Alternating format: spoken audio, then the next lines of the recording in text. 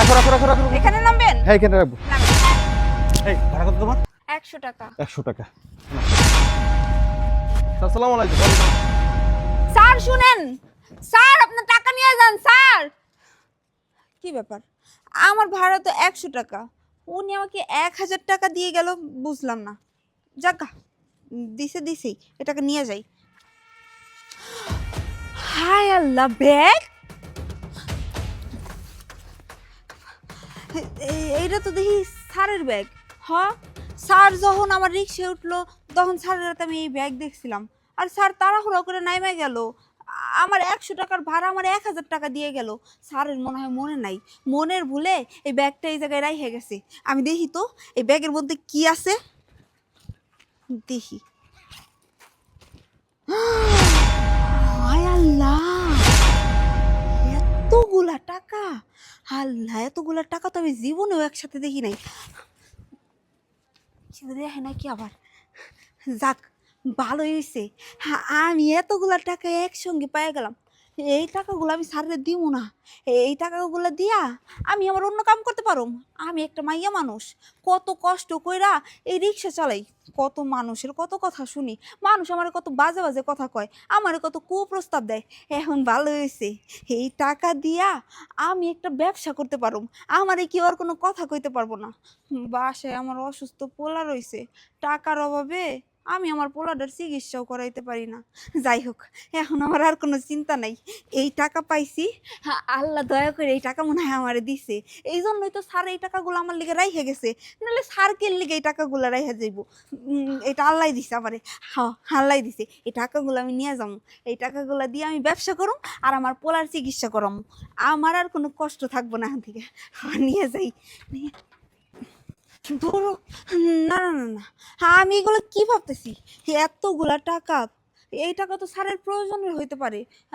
আমি এই টাকা দিয়ে আমার পোলার চিকিৎসা করাইতে পারবো না, তার চাইতে বরং স্যারের টাকা আমি স্যারেরই দিয়ে দিই।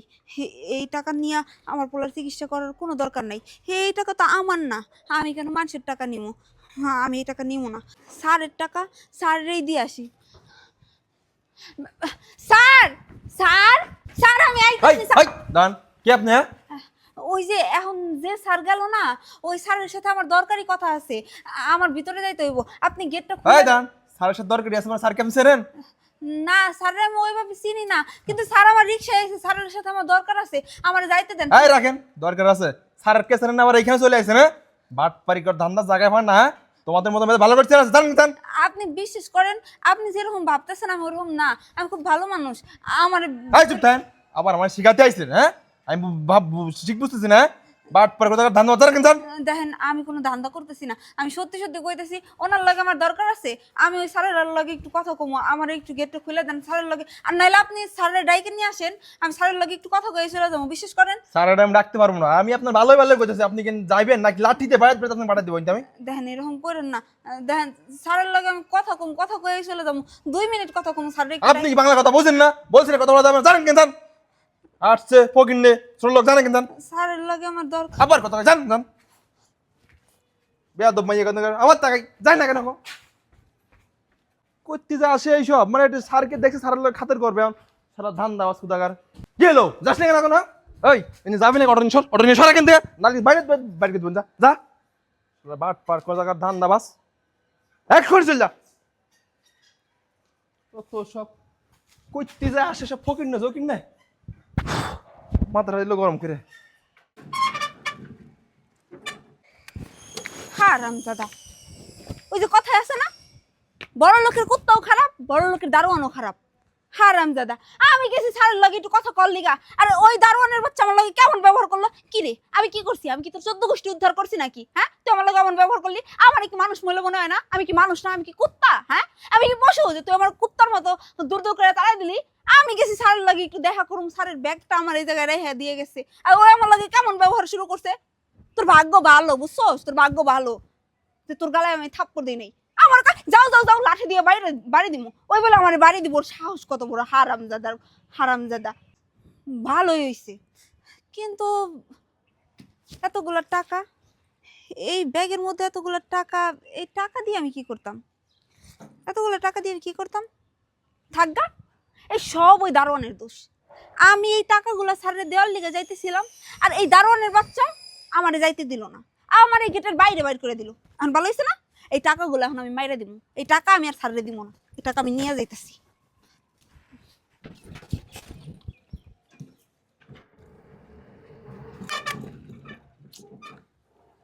কিন্তু আমি যেটা করতেছি এটা কি ঠিক করতেছি? এতগুলা টাকা আমি যদি স্যারের এতগুলা টাকা মাইরা দেই, আর কেউ না দেখলে উপরের আল্লাহ তো দেখবো। দুইটা একটা টাকা না, এমনও তো হইতে পারে স্যারের এই টাকাগুলো খুব দরকার, খুব প্রয়োজন, আমার থেকেও বেশি স্যারের এই টাকাগুলো দরকার। তাইলে তাইলে কি হইব? না না, এই টাকাগুলো আমার নেওয়া মনে হয় ঠিক হইব না। আমার মায়ের ছোটোবেলায় কইতো, কখন অন্যের জিনিসের উপরে লোভ করিস না। পথে যদি স্বর্ণের জিনিসও পরা দেখোস, কখন ওইটার প্রতি লোভ করবি না, কারণ কারো 2 টাকা মাইরা খাইলে নাকি 10 টাকা চইলা যায়। না না, চুরি করা, মানুষের জিনিস নেওয়া, এগুলো হচ্ছে মহাপাপ। এই পাপের কোনো ক্ষমা হয় না। আল্লাহ আমার অনেক বড় পাপ দিব। না না, এত বড় পাপ করুন যাইব না। স্যারের টাকা যেমনি হোক স্যাররেই ফিরাই দেওয়া লাগবো। কিন্তু স্যাররে ফিরাই কেমনে দিব? কি করি? একটা কাজ করি, আমি স্যারের জন্য এই জায়গায় বসে থাকি। স্যার স্যার যখন আইবো তখন স্যারের রাতে এই টাকাগুলো দিয়ে দিব। হ, মানুষের জিনিসের উপর এত লোভ করুন লাগবো না। মানুষের জিনিসের উপর লোভ করা ভালো না। এই টাকা আমার না, এই টাকা আমি নিতেও পারবো না। আর এই টাকা যদি আমি নেই, আমি তো সারা জীবন বাইসা থাকবো না। যখন আমি মইরা যাবো তখন আল্লাহর কাছে যাই আমি কি জবাব দিব? তখন আল্লাহর কাছে যে জবাব দেওয়ার মতো ভাষা আমার কাছে থাকবো না। আমি আমি স্যারের জন্য অপেক্ষা করি, এইটাই ভালো হইব।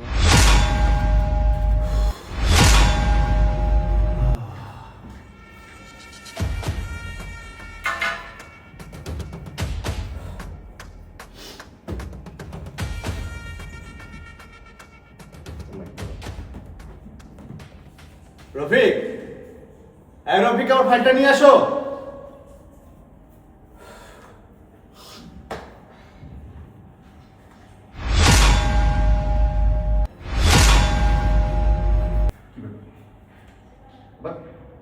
টাকার ব্যাগ? আশ্চর্য, আমি কি ব্যাগ নিয়ে বাসা থেকে বেরোইনি? না না, আমি তো ব্যাগ নিয়ে বাসা থেকে বের হয়েছিলাম। তাহলে ব্যাগ কোথায় যাবে?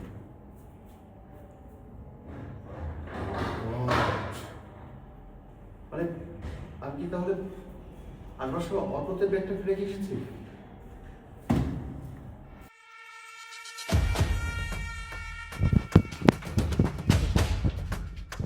এই কাবির স্যার, এই আমি যখন অফিসে আসছি আমার হাতে কোনো ব্যাগ ছিল না তো স্যার।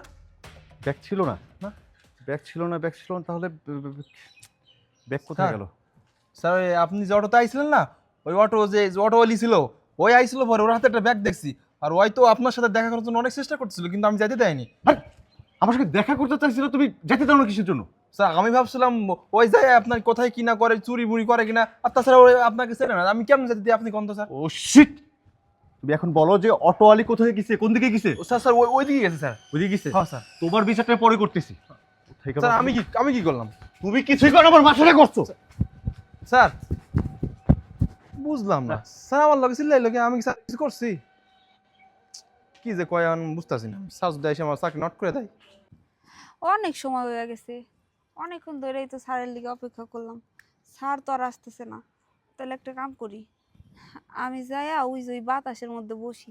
এই জায়গায় গরম লাগতেছে, বাতাস নাই। ওই জায়গায় বসি, একটু শান্তিতে বয়ে থাকতে পারবো মনি। ব্যাগ এই জায়গায় রেখে যাওয়া যাইব না, ব্যাগ আমার কাছেই থাক। এতগুলো টাকা যদি মানুষ নিয়ে যায়, নিতেও পারে, কম যায় না, নিয়ে যায় এটা। মাই গড, এতগুলো টাকা ব্যাগের মধ্যে কোথায় গেল? ওই তো, ওই তো পাইছি। এই তো, এই এই মেয়ে, এই এই উঠো উঠো উঠো উঠো। এই এই তোমার ব্যাগ। এই তুমি না কিছু সময় আমাকে অটো থেকে নিয়ে আসছো? জি স্যার, আমি আমি আপনার অটো করতে করে নিয়ে আইছিলাম। এই যে স্যার আপনার ব্যাগ।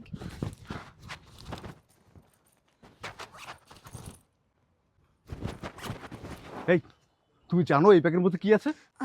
স্যার, আমি জানি এই ব্যাগ ভর্তি টাকা আছে। তুমি জানো যে এই ব্যাগ ভর্তি টাকা আছে, তারপর তুমি এখানে বসে আছো কিসের জন্য? তুমি তো এই টাকা নিয়ে চলে যেতে পারতে। না স্যার, এই টাকা আমি কি লিগা নিমু? এই টাকা তো আমার না। মানুষের টাকার উপর আমার কোনো লোভ নাই। স্যার, আমি গরিব হইতে পারি। আমি সারা দিন বাদে একবেলা ভাত খাইতে পারি। কিন্তু অন্যের জিনিসের উপরে লোভ করি না। আজকে আপনার টাকার উপর যদি আমি লোভ করতাম, আপনার টাকা যদি আমি নিয়ে যাইতাম, এই টাকা বইসা, বইসা আমি কয়দিন খাইতে পারতাম কোন? হয়তোবা ১ বছর, ২ বছর, ৫ বছর, তারপরে কিন্তু এই টাকা শেষ হয়ে যাইত। এই টাকা যে এই যে আজকে আপনার কাছ থেকে আমি নিয়ে যেতাম, কেউ দেখতো না। কিন্তু ওই যে উপরে আল্লাহ একজন আছে, উনি তো দেখতো। ওনার কাছে আমি কোন জবাবটা দিতাম? সবথেকে বড় কথা স্যার, আমরা গরিব মানুষ। আমার মা আমারে সবসময় কইতো, দেখো রাস্তার মধ্যে যদি স্বর্ণ পইড়া থাকে, ওই জিনিসের উপরে কখনো লোভ করবা না। কারণ মানুষের জিনিসের উপর লোভ করতে হয় না।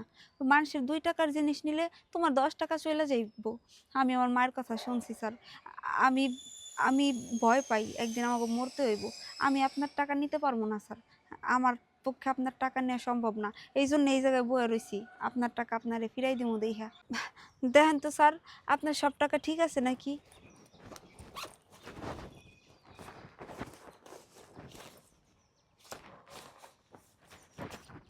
হ্যাঁ, আমার সব টাকা ঠিক আছে। সত্যি বলতে আমি অবাক হচ্ছি, তোমার মতো সৎ মানুষ এখনো দুনিয়াতে আছে। আচ্ছা যাই হোক, তোমাকে আমি ধন্যবাদ দিয়ে ছোট করতে পারি না। নাও, এখানে ১০,০০০ টাকা আছে, রেখে দাও। না, না স্যার, আপনি এগুলা কি কইতেছেন? আমি গরিব হইতে পারি, কিন্তু কারোর টাকার প্রতি আমার কোনো লোভ নাই। আপনার টাকা যে আমি বুঝাই দিবার পারছি, এতে আমি অনেক খুশি। আচ্ছা স্যার, আপনি থাহেন, আমি যাইগা। এই দাঁড়াও, কোথায় যাচ্ছ? স্যার, ওই যে ওইখানে আমার অটো আছে, আমি অটো নিয়ে যাইতাছি। শোনো, তোমাকে এখন আর অটো নিয়ে যেতে হবে না, তুমি আমার সঙ্গে উপরে চলো। না, না স্যার, কি কইতেছেন? উপরে যামু? আমার টিপ দিতে হইব স্যার। আমি একজন অটোওয়ালা। আমি যদি ঠিক মতো টিপ না দিতে পারি, যদি কাজ না করতে পারি, তাহলে তো স্যার আমার না খেয়ে থাকা লাগবে। আপনি তো জানেনই। এত কষ্ট কইরা সারাদিন আমি ৫ থেকে ৭০০ টাকা পাই। ওই ৫ থেকে ৭০০ টাকা দিয়ে আমি আমার সংসার চালাই। স্যার, আমারে যাইতে দেন। আমার টিপ দিতে হইব স্যার। আচ্ছা বুঝতে পেরেছি, টিপ মারতে হবে, তুমি পরেও টিপ মারতে পারবে। তুমি এখন কথা না বলে আমার সঙ্গে অফিসে আসো, আসো। আসলে স্যার, ওই যে আমার অটো রইছে, আমি যদি আপনার সাথে যাই তাহলে তো আমার অটোটা চুরি হইতে পারে। আমার অটো চুরি হয়ে গেলে আমি কি করে খাবো স্যার? তুমি কোনো চিন্তা করবে না, তোমার অটো আমার সিকিউরিটি গার্ড দেবে। কেমন? চলো তোমার সঙ্গে, চলো, আসো। আচ্ছা ঠিক আছে আসো। স্যার।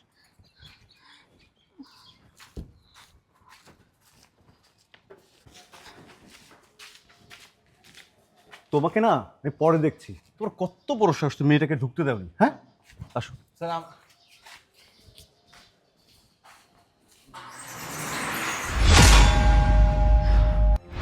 বসো। এখন ঘটনা হচ্ছে যে তুমি কোনো টেনশন করবে না। হ্যাঁ, আমার সিকিউরিটি আছে, তোমার অটো বাহিরে আছে, অটোর কিচ্ছু হবে না। বাই দ্য ওয়ে, আচ্ছা তোমার পরিবারে কে কে আছে? স্যার, আমার বাড়িতে কেউ নাই। আমার ছোট একটা ছেলে আর আমি। এই যে আমি সারাদিন অটোরিকশা চালায়া যেই টাকা ইনকাম করি, ওই টাকা দিয়ে আমার সংসার চলে। আমার যে হেল্প করব একটু, কেউ যে আমার একটু সাহায্য করব, এমন কেউ আমার বাড়িতে নেই। আমি ওই তো আমার বাচ্চাটারে নিয়ে থাকি। সারাদিন ও একা একা থাকে। কাজ শেষ করে সন্ধ্যার সময় যখন বাসায় যাই, তখন আমি আমার পোলাডারে লয়ে থাকি। কি বলছো তুমি? তোমার সন্তানকে নিয়ে তুমি একা থাকো? তোমার হাজবেন্ড কোথায়? তোমার বাবা, মা, শ্বশুর শাশুড়ি, আত্মীয় স্বজন? আর তাছাড়া এই ঢাকা শহরে তুমি একটা মেয়ে মানুষ, তুমি অটো চালাচ্ছ, এটা আসলে মানে কেন? কি হয়েছে? এই ঘটনাটা আমাকে খুলে বলো তো, আমি শুনতে চাই। স্যার, আপনি শুনবেন আমার কষ্টের কাহিনী? তাহলে শোনেন। আমি একটা ছেলেরে খুব ভালোবাসতাম, কিন্তু আমার পরিবারের লোকজন রাজি ছিল না। আমি যখন ওর সাথে কথা বলতাম, দেখা করতাম, হঠাৎ করে আমার পরিবারের লোকজন দেখে ফেলে। দেখার পরে আমাকে অনেক বোঝাইছিল। আমার মা বলছিল যে এই ছেলেটা ভালো না, এই ছেলেটার সাথে যেন আমি কোনো রকম কোনো সম্পর্ক না রাখি, কিন্তু আমি কারো কথা শুনি নাই। আমি বলছি আমি এই মানুষটার অনেক ভালোবাসি, আর আমি আমার বাকি জীবনটা ওর সাথেই কাটাতে চাই। আমার মা আমাকে বলছে যে কে তোর আপন, এই ছেলেটা নাকি আমরা? তুই কি আমার সাথে থাকবি নাকি এই ছেলেটার সাথে থাকবি? আমি বলছি আমি এই ছেলেটাকে অনেক ভালোবাসি, আমি এই ছেলেটাকে ছাড়া থাকতে পারবো না। এক পর্যায়ে আমি আমি ওই ছেলেটার বিয়ে করি। বিয়ে করার পরে আমার বাসা থেকে কেউ রাজি হয় নাই, বাসা থেকে এই বিয়েটা মানে নাই। এক কথায় বলতে পারেন আমাকে ত্যায্য করে দিছে। তাতে আমার কোনো সমস্যা ছিল না, কারণ ওই যে আমি আমার ভালোবাসার মানুষটাকে পাইছি, আমি আমার বাকি জীবনটা আমার ভালোবাসার মানুষের সাথে কাটাইতে চাইছি।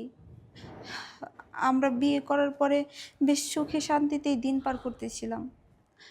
যখন আমার বেবি পেটে আসলো তখনও বেশ খুশি ছিল, আমিও খুশি ছিলাম। আমি ওর কাছে যখন যা চাইতাম ও আমার সব আবদার পূরণ করতো, সব কথা শুনতো, সব কথা রাখতো। যখন আমার ডেলিভারি হয়, যখন আমার বাচ্চা এই পৃথিবীতে আসে, তখন থেকেই দেখলাম যে ওই মানুষটার আগের মতো নাই, ও পুরো চেঞ্জ হয়ে গেছে। ও- ও বিভিন্ন মেয়েদের সাথে কথা বলতো, বিভিন্ন মেয়েদের সাথে সময় পার করতো।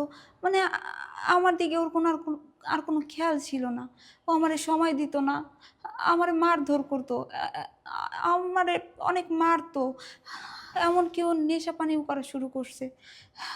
এক পর্যায়ে ও আমাকে রেখে আর একটা মেয়েকে বিয়ে করে আর আমাকে ডিভোর্স দিয়ে দেয়। এখন আমি কি করব বলেন? আমি যে আমার মা বাবার কাছে যাব, সেই সেই মুখটাও তো আমি রাখি নাই। আমি আমার মা বাবার অপছন্দে ওই ছেলেটার হাত ধরে চলে আসছিলাম।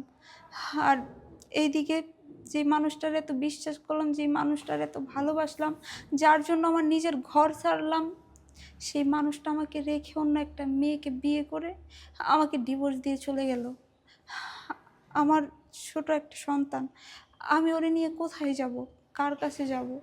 এই বাড়ি ঘুরি, ওই বাড়ি ঘুরি, কাজের জন্য অনেক ঘোরাঘুরি করছি, কিন্তু কেউ আমারে কোনো কাজ দেয় নাই। আপনি জানেন স্যার, আমি মানুষের বাসায় কাজও করছি, এমন অনেক দিন গেছে সারাদিন না খেয়ে থাকছি, শুধু এক গ্লাস পানি খেয়ে থাকছি। পরে একজন মানুষের সাথে আমার পরিচয় হয়, ওই লোকটা খুব ভালো ছিল। ওনার সাথে কথা বলার পরে ওনারে আমি বললাম, ভাই আমার এরকম এরকম সমস্যা, এখন আমি আমার এই পোলাটারে নিয়ে কেমনে চলব? ওই মানুষটা খুব ভালো ছিল। উনি আমাকে বলল, আমার একটা রিক্সা আছে, তুমি চাইলে চালাইতে পারো। পরে আমি বললাম যে আমি তো একটা মেয়ে মানুষ, আমি কিভাবে রিক্সা চালাবো? একটা মেয়ে মানুষ হয়ে রিক্সা চালাবো, মানুষ কত কথা বলবে। পরে ভাবলাম যে ভাগ্যে যেটা আছে সেটাই হবে, ভাগ্য তো মাইনে নিতে হবে। এখন একটা কিছু কইরা তো আমার খাইতে হবে, এইভাবে আর কতদিন না খায়া থাকবো? এর মধ্যে আমার আমার যে ছোট সন্তানটা, ও অসুস্থ হয়ে পড়ে। একদিন, 2 দিন, 3 দিন, 1 মাস চলে যায়। ওর অসুস্থতা আর ভালো হয় না। যখন আমি ডাক্তারের কাছে যাই, ডাক্তার দেখাই, তখন ডাক্তার বলল আমার পোলার নাকি অনেক বড় একটা রোগ ধরা পড়ছে। আমার পোলার নাকি বাংলাদেশের চিকিৎসাতে কাজ হইব না, আমার পোলারের চিকিৎসার জন্য ইন্ডিয়া পাঠাইতে হইব। এখন ইন্ডিয়া পাঠাইতে হইলে তো অনেক টাকার প্রয়োজন, আমি এত টাকা কই পাবো? কি করবো? আমার মাথার মধ্যে কিচ্ছু আসতেছে না। ওইদিকে আমার পোলার চিন্তা, এইদিকে আমার কামের চিন্তা, মানে আমি কি রাইখা কি করুম কোনো কিছু আমার মাথায় নাই। এখন নিজে না চাইতেও এই রিক্সা চালানোর পথটা আমার বাইছে নিতে হয়েছে। আমি এখন থেকে রিক্সা চালাই, ওই সারাদিন খ্যাপ দিয়ে যদি 500-700 টাকা পাই, ওই টাকার মধ্যে 200 টাকা ভাঙ্গি আর বাকি টাকা জমাই রাখি। ওই যে আমার পোলারে ইন্ডিয়া নিয়ে যায় ডাক্তার দেখাইতে হইব, তার লিগা। আর আজকে যখন আমি আপনার এই টাকার ব্যাগটা দেখছিলাম, সত্যি কথা কই, তারপরে না আমার একটু লোভই হয়েছিল যে এতগুলা টাকা আমি এত কষ্ট করে জীবনযাপন চালাইতেছি, আমার পোলাটা খুব অসুস্থ, যদি এই টাকা নেই তাইলে এই টাকা দিয়ে আমি আমার পোলার চিকিৎসা করাইতে পারবো। আর এই অটো আমার চালাইতে হইব না। আমি একটা ব্যবসা দিয়া ভালোভাবে দিন পার করতে পারবো।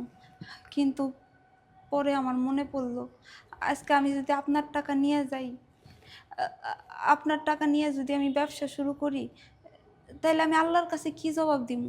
এই টাকা তো আমার না। আর আমি মানুষের টাকা কিসের জন্য নিয়ে যাবো? এই টাকা দিয়ে যদি আমি আমার সন্তানের চিকিৎসা করাই, আল্লাহ না করুক আমার সন্তান যদি ভালো না হয়, এর চাইতে বড় বিপদে পড়ে, তখন আমি কি করবো? আর সব থেকে বড় কথা, আমি যে আপনার টাকা নিমু, আর কেউ না জানুক, আর কেউ না দেখুক, ওই যে উপরে একজন আছে, উনি তো দেখতেছে, উনি তো সব কিছু দেখেন, বান্দা কি করে না করে সব দেখেন। আমি পারলাম না আপনার এই টাকাটা নিতে। আমি একবার ভাবছিলাম যে টাকাটা নিমু, আবার কই যে না নিমু না। পরে এমনি করতে করতে অনেকক্ষণ সময় ভাবার পরে আমি সিদ্ধান্ত নিয়ে নিছি যে না, এই টাকা আমি নিমু না। আপনার টাকা আমি আপনারে যেভাবে ফিরাই দিব। আমি গেছিলাম আপনার টাকা ফিরাই দেওয়ার জন্য, আপনার অফিসের মধ্যে যাইতে চাইছিলাম, কিন্তু ওই যে আপনার গেটের যে দারোয়ান, উনি আমারে যাইতে দেয় নাই। পরে আমি ওই তো ওই জায়গায় অপেক্ষা করতেছিলাম, অপেক্ষা করতে করতে কখন যে ঘুমায়ে গেছি আমি কইতেও পারি না। তারপরে তো দেখলাম আপনি আইসা আমারে ডাকলেন, তারপরে তো সবটা আপনার চোখের সামনেই হইল। সবই শুনলাম। বড় দুঃখজনক ঘটনা তোমার সঙ্গে ঘটেছে, আর এটা ঘটারই কথা ছিল। দেখো, যদি কোনো সন্তান তার বাবা মার অবাধ্য হয়, তাদের সঙ্গে এমন কিছুই হয়, এমন ঘটনাই ঘটে। তুমি যদি তোমার বাবা মার কথা মতো বিয়ে করতে, তাহলে কিন্তু এটা হতো না। এই যে আজকে তোমার সন্তান অসুস্থ হয়ে গিয়েছে, তোমার সন্তানের ট্রিটমেন্ট করতে পারছো না টাকার জন্য, কলকাতা নিয়ে যেতে হবে, অনেক টাকা লাগবে, কে দিবে? যদি তুমি তোমার বাবা মার পছন্দ মতো বিয়ে করতে, তাহলে অবশ্যই তোমার বাবা মা তোমার পাশে থাকতো, সাপোর্ট করতো, তোমার হাজব্যান্ড থাকতো। কিন্তু কি করেছো? তুমি তোমার নিজের ইচ্ছায় বিয়ে করেছো, মানে তোমার কপালটা তুমি পুড়িয়েছো। যাই হোক, এটা আসলে তোমার দোষ না, এটা হচ্ছে বয়সের দোষ।